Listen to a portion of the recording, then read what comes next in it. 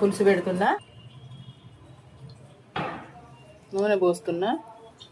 నిమ్మకాయ ఎంత చింతపండు తీసుకొని నానబెట్టుకోవాలి. గుడ్డు ఇట్లా లైట్గా వేయించుకోవాలి, నీసు వాసన ఉండదు. ఉల్లిగడ్డలు పచ్చిమిరపకాయలు వేస్తున్నా,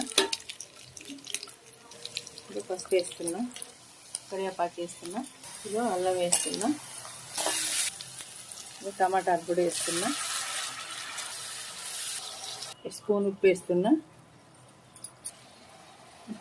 కోడిగుడ్లు వేస్తున్నా. కొంచెం నూనెలా మంచిగా మగ్గుతాయి, ఫస్ట్ వేసినాం కదా.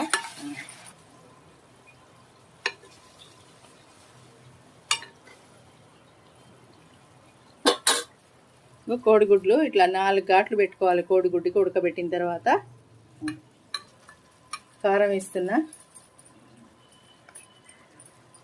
3 స్పూన్ల కారం పడుతుంది. కారం కొద్దిగా మగ్గింది, బాగా మసిలిన తర్వాత మసాలా వేసుకొని దించుకోవడమే. కోడిగుడ్ల పులుసు. ఇక మెంతి పిండి, జీలకర్ర పిండి,